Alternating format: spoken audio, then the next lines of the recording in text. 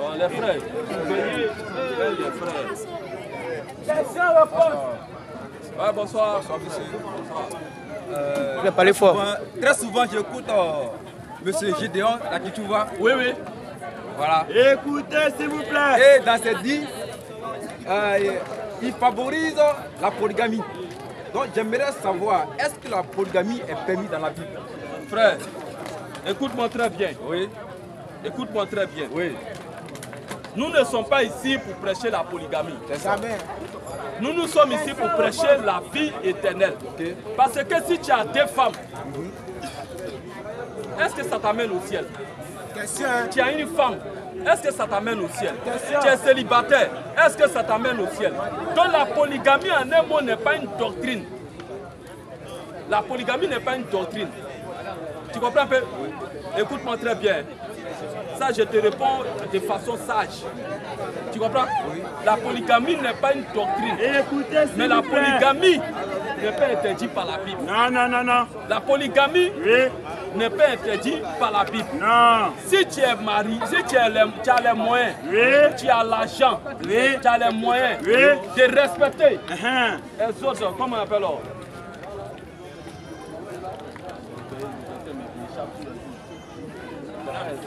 Dans le thème,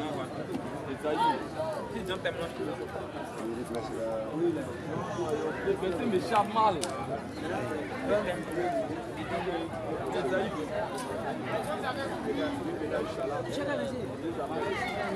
Question, réponse. Les autres 21 verset 10, écoute ici. Si tu as les moyens de respecter ça, Exode 21 verset 10. Exode 21 10. Oui, oui. Exode 21 10. S'il prend. Oui. Allons-y, frère, allons-y. S'il prend une femme. S'il prend une autre femme, frère, s'il prend une autre femme. S'il prend une autre femme, il ne retrancera rien. C'est-à-dire si tu es marié et que tu prends une autre femme, il ne retrancera rien. Donc c'est Dieu qui est en train de réglementer la polygamie. Nous, on ne peut pas aller contre ça. S'il prend une autre femme, il ne retrancera rien. Il ne retrancera rien. Pour la première. Pour la première femme. À la nourriture. À la nourriture. Aux vêtements. C'est-à-dire à la nourriture, si tu lui donnais 100 000 francs par mois avant d'aller prendre une deuxième femme, si tu prends une deuxième femme, tu dois continuer à lui donner ces 100 000 francs. Tu ne dois pas dire non, non, non, comme j'ai pris une deuxième femme, maintenant je ne peux plus donner 100 000 francs, je vais te donner 50 000. Tu vois, frère, il ne retrancera rien pour la première. De la manière dont il la traitait, avant d'aller prendre une deuxième femme, tu dois continuer à la traiter comme ça. Ça. Il ne retracera rien pour la première. Anne, donc la deux femmes. Tu vois un peu, c'est deux femmes. Donc c'est un peu ça que Dieu te bénisse. Donc, écoutez-moi très bien. Oui.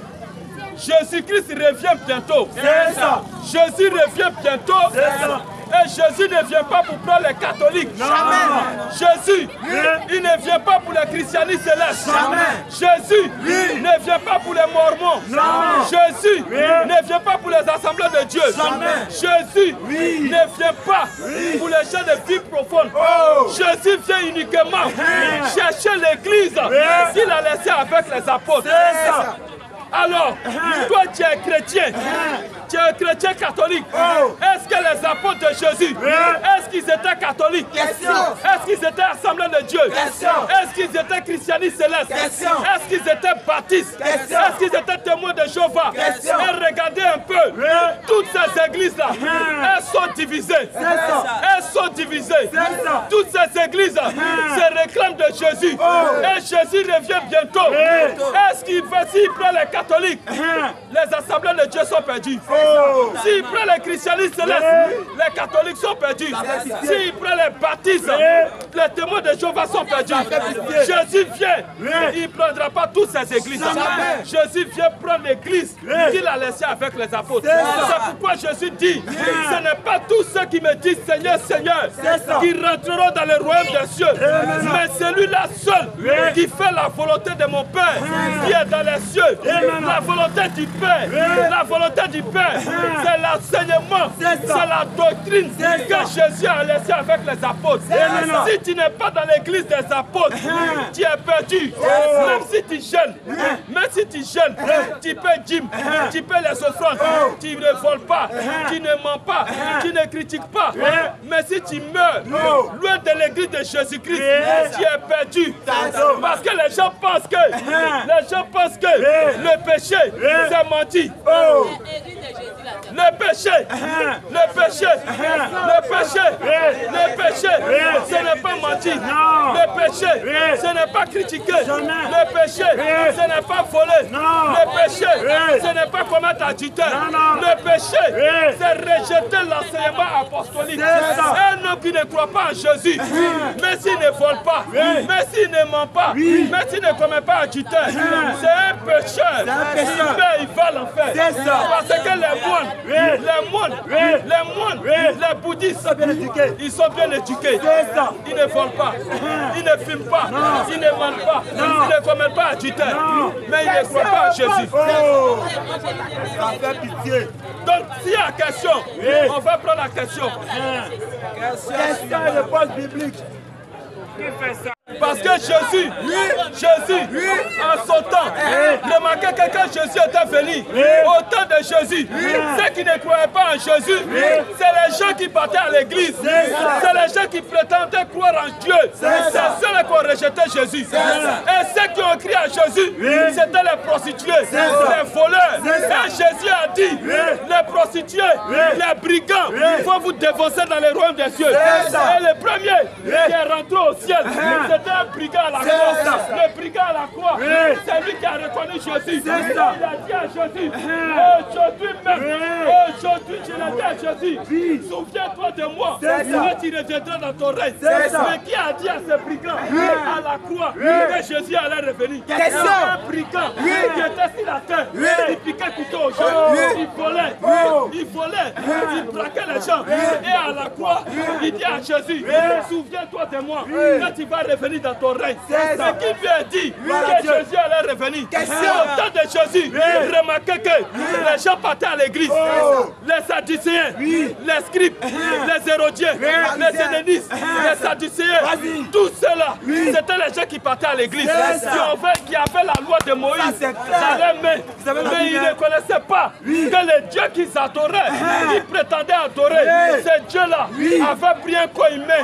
Il est rentré même dans les temples. Et ils ont pris la parole, ils ont pris le Dieu qu'ils adoraient, ils l'ont jeté dehors. Ça fait pitié. C'est la même chose aujourd'hui. Quand la vérité est prêchée, c'est les gens qui disent qu'ils vont à l'église, qui ne croient pas. Ça c'est clair. Jésus a dit, la même chose doit se répéter. Les gens sont catholiques, ils sont aux assemblées de Dieu, ils sont aux christianistes, ils sont aux baptistes, ils ont abandonné la foi apostolique. Ils ont abandonné la foi apostolique. C'est pourquoi il dit dans 1 Timothée 4, 1 Timothée 4 à partir du verset 1er. Écoutez ce que l'Écriture dit. 1 Timothée 4, verset 1er. Mais l'Esprit dit expressément. Écoutez très bien. Écoutez très bien ce que l'Écriture dit. Écoutez très bien. Ça, c'est une prophétie qui a été donnée par les apôtres. C'est ça. Mais il dit quoi? Mais l'Esprit dit expressément. Mais l'Esprit dit expressément. Que dans les derniers temps.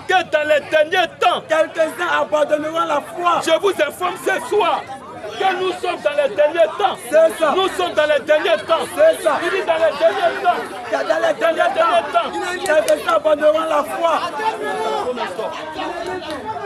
Allez-y. Écoutez. Un homme. Allons-y, frère. Mais l'Esprit dit expressément. Que dans les derniers temps. Quelques-uns abandonneront la foi. Les gens vont abandonner la foi. Pour s'attacher à des esprits séducteurs. Ils vont s'attacher à des esprits séducteurs. Et à des doctrines de démons. Et même à des doctrines de démons. Donc les gens vont abandonner la foi apostolique. L'enseignement que Jésus a laissé avec les apôtres. La doctrine que Jésus a laissée avec les apôtres. Les gens vont abandonner cette doctrine-là pour s'attacher à des esprits séducteurs. Et à des doctrines de démons. Allons-y, frère. Par l'hypocrisie. On reprend encore, allons-y, reprend encore les textes. Mais l'Esprit dit expressément. Oui. Que dans les derniers temps. Que dans les derniers temps. Quelques-uns abandonneront la foi. Les gens vont abandonner la foi. Pour s'attacher à des esprits séducteurs. Pour s'attacher à des esprits séducteurs. Et à des doctrines de démons. Et même à des doctrines. De démons. À des doctrines. De démons. À des doctrines de démons.